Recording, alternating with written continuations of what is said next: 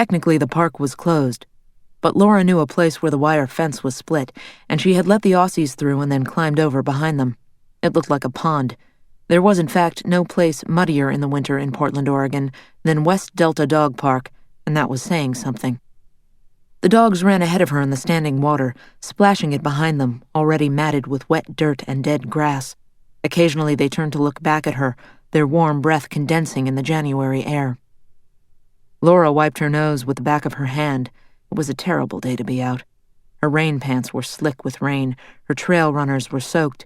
She'd spent the early morning sandbagging downtown and her back ached. The stress fracture in her foot stung. Stay off it for 6 weeks, the doctors had said. As if. The cloud cover hung so low that the tops of the trees seemed to brush it. She loved this. The worst weather, body aching, nothing could keep her inside. Biking, running, walking the dogs. She was out there every day, no matter what. Not like all those posers who came out in the summer in their REI sun shirts and ran along the esplanade with their iPods and swinging elbows. Where were they in the dead of winter? At the gym, that's where. God, Laura hated those people. Franklin glanced back at her, wagged his stubby tail, barked once, flattened his ears, and took off across the old road to the slough. It was their usual route. Penny, the puppy, stuck closer to Laura, zipping ahead 10 feet, and then circling back. Laura heard it then. She had heard it all along, but it had faded to white noise, an ambient sound, like a jet passing overhead. The Columbia Slough. She knew it would be high. They'd had a ton of snow in December, then it had warmed up and started to rain. That meant snowmelt from the mountains, lots of it. The storm drains were backed up. The Willamette was near flood stage. The local news was live with it day and night. They were considering evacuating downtown. But that was the Willamette, miles away. As Laura rounded the corner past the trees, where the old concrete pavilion sat sinking into the slough bank, she was aware of her mouth opening. In the summer, the slough was still and flat, blanketed by algae so thick it looked solid enough to walk on. That slough was so stagnant that Laura was surprised anything could survive in it. That slough looked like a bucket of water that had been left on the back porch all summer. This slough was alive. It moved like something angry and afraid, churning fast and high. White water swept along the bank, pulling up debris and washing it downriver. Laura saw a branch get sucked into the water and lost sight of it in an instant as it was swallowed by the seething froth. Franklin was up ahead, nosing along the old concrete pavilion at the slough's bank. He whined and gave her a look. She called his name and slapped her thigh. "Let's get out of here," she said. He turned to come to her. He'd been a rescue dog. Her husband had found him on the internet. He'd been kept in some barn in Idaho, given little food and no human comfort. It had taken them years to teach him to trust people, and it filled Laura with pride to know that he had turned into such a good dog. Even with the noise of the slough, he'd heard her. He turned to come. And that's when it happened. Did he slip? Did the slough suddenly rise up and take him? She didn't know. He was looking right at her, and in a second he was gone. It took her a moment to move, and then she snapped into action. Her dog was not going to die, not like this. She ran. She didn't think about the stress fracture, the sore back, the raging river. She ran to the edge of the bank, scanning the water for him as Penny barked fiercely at her heels. Her heart leapt. She saw him.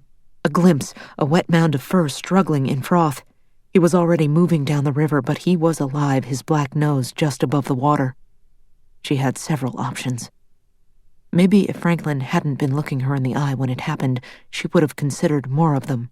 She would have called for help, or run alongside the river, or tied a rope around her waist. She knew what happened to people who went into water after pets. They died. But Laura had seen something in Franklin's brown eyes. He'd looked right at her. "Stay," she said to Penny, and she plunged into the cold water after him. Laura's first sensation in the rushing, dirty sludge was of not being able to breathe. She'd been hit by a car once, on her bike. It was like that, like having all the air forced out of you by an impact of steel and concrete. Laura forced herself to take a deep breath, filling her lungs, and she tried to orient herself. Her head was above water, her wet braid around her neck.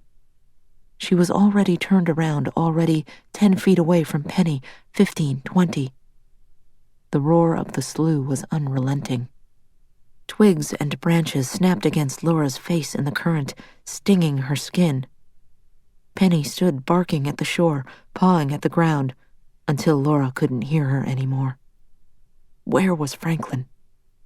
Laura struggled to see him, but at water level all she could see was more water. She was 50 feet away from Penny now. 60. She couldn't see. She couldn't see the shore, just the sky, dark clouds above her. Float. Cold water survival, you lost heat swimming. Just float. She took a deep breath and lifted her hands, already numb, foreign, like they belonged to someone else, and she spread her arms and bobbed on her back and let the current take her. The current had taken Franklin. It would take her to him. Cold water filled her ears, they ached. Her teeth chattered, the sound lost in the roar of the slough. Her clothes felt heavy, filled with water dragging her down. And then she heard him. Laura rolled over and used the last of her strength to fight her way through the current toward the whimper. He was there, caught against the roots of a fallen tree, the water trapping him. He saw her, and his ears perked up and his paws paddled in vain toward her. She got to him. She didn't know how. She got to him and wrapped her arms around his neck. He could have fought her, animals did that, panicked, but he didn't. He went limp. He went limp into her arms, and she was able to use the tree as leverage and push her heels into the silt at the bottom of the slough, and she managed to somehow inch them both to the muddy riverbank. She collapsed beside him in the mud, still holding on to him, still not letting him go. Her heart was pounding. They were soaked. Franklin whined and licked her face. They'd made it. She rolled onto her back, almost giddy. They were alive. She'd like to see one of those fair-weather Esplanade runners survive something like this. Franklin shook the water from his mangy coat, and Laura turned away, lifting a hand over her face. "Hey, boy," she said. "Easy." He growled, his upper lip tightening. He was looking at something behind her. "What?" she said. Franklin's eyes narrowed, still focused over Laura's shoulder. She shivered. Whether it was from cold or fear, she didn't know. Laura turned around.